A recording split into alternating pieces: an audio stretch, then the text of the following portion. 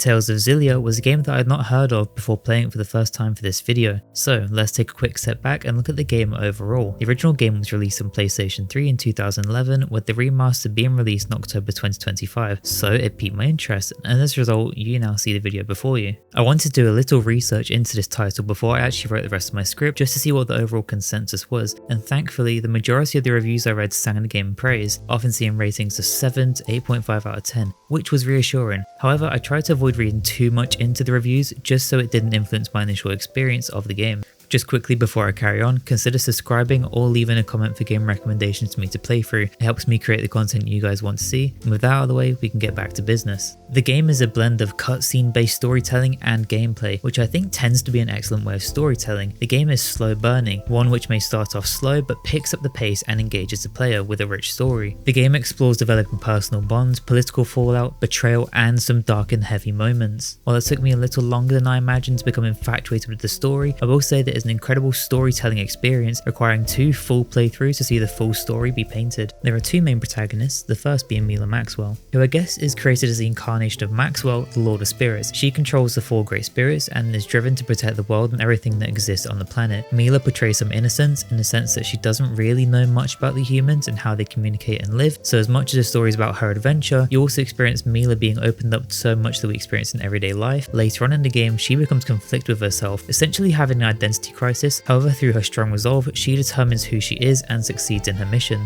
The other main character is Jude Mathis, who is a medical student who was training in the city until he found his way into Mila's adventure. He slowly discovers the world around him and the pressure of bearing responsibility, which I think is shown best through Elise Lutis and her introduction into the team, a supporting character to the team who, despite her youth, carries a rich and expansive understanding of the spirit arts. She's rather shy and timid at first. Inspired to be like Mila, she slowly opens up to the team and provides to be an invaluable asset to the team. We can also look at Alvin, another supporting character, a mercenary who helps the team leave the city after the 4 spirits were taken from Mila. He joins the team for a good part of the game, showing a good bond with Jude, Mila and the others, but he betrays the team and goes behind their back for his own personal gain. The game subtly portrays this, with him appearing standoffish and self-centered at times. There are also many other important supporting characters that join Mila and Jude in their cause, who are all incredibly unique and of varied playstyles, offering an all-round unique experience. However, I wasn't a big fan of the mascot character Tipo. I don't know what it is about him. I want to like him, but I just found his inclusion to be awkward and takes away from the character development that Elise experiences. However, I thought that the second half of the game really portrayed Tipo in a new light that maybe opened me up to liking him more. However, he's still unfortunately my least favourite in the cast.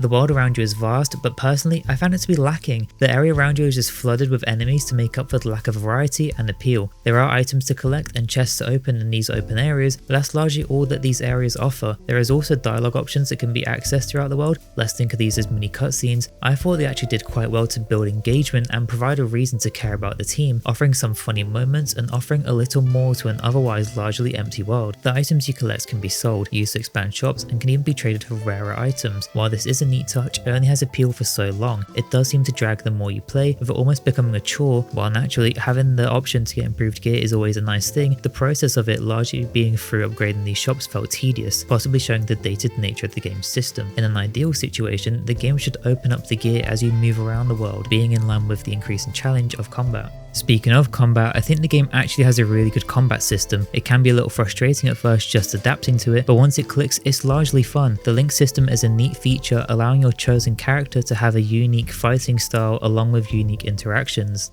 Enemy difficulty is well varied. Larger enemies and bosses pose quite the challenge, which I appreciated, whereas the enemy variety is unfortunately lacking, with enemies throughout the game being reskins and still having the same sounds and animations. Again, given this is an older game being remastered, I think this is more of a personal complaint than anything detrimental. The overall experience of the game factors into how much you're willing to fight monsters to level up, with there being considerably more challenge if you aim to run through everything and just want a quick story experience. I almost found that the game soft locks you as the enemies deal too much damage or the player doesn't have enough health points to take multiple hits from bosses. As such, the game cleverly allows you to alter the experience at the beginning of the game, allowing the player to spend points to alter the experience to their ideal state, which allows the player to gain 5 times the experience they normally would, which is Lifesaver, as I did a challenge run just to see how much more grinding was required, and it's a notable difference. Also, being capped to only having 15 items was an interesting choice, so I found that unless you're already familiar with the mechanics of the game, most people would turn on some of these modifiers to make the overall experience a lot more bearable, as without them for a first playthrough it can be off-putting as the grind and struggle is real.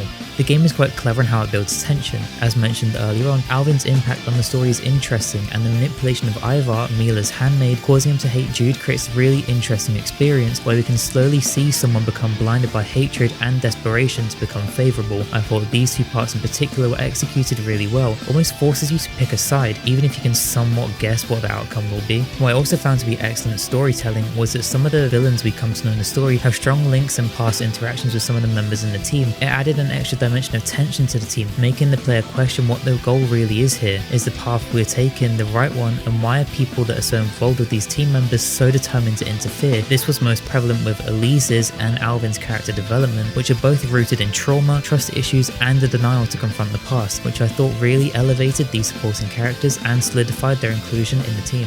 The game also has strong fantasy themes, with later half of the game reminding me somewhat of Final Fantasy X when the team opens up to using Machina and how they start to go against the things they believed were set in stone for so long. I found that there were real similar themes here at play, and I thought it was really neat. The sound design and voice acting as a whole is good, with little room for improvement. I did feel as though there was something a little off with the voice of Mila, but aside from that I thought there was no major faults with sound design. The music in this game is also quite good, with some action sequences having strong music to accompany them, and the open world tracks can be quite soothing and jovial, especially when exploring Mila's memory. Performance wise, very few issues. The game crashed once, but I don't know what caused it, so I'm reluctant to believe it's to do with the graphics, as I experienced no stuttering or drops in frames, and it isn't visually demanding unlike a lot of modern games. I would definitely recommend playing this game if you enjoy JRPGs or games where you have quite a lot to grind. The story is full of drama, action, and emotion. I think I'll definitely enjoy exploring more of the Tales series, and hopefully you guys enjoyed the video. Consider checking out some of my other content if you haven't already. Thank you all for your time as always, and hopefully I'll see you around soon.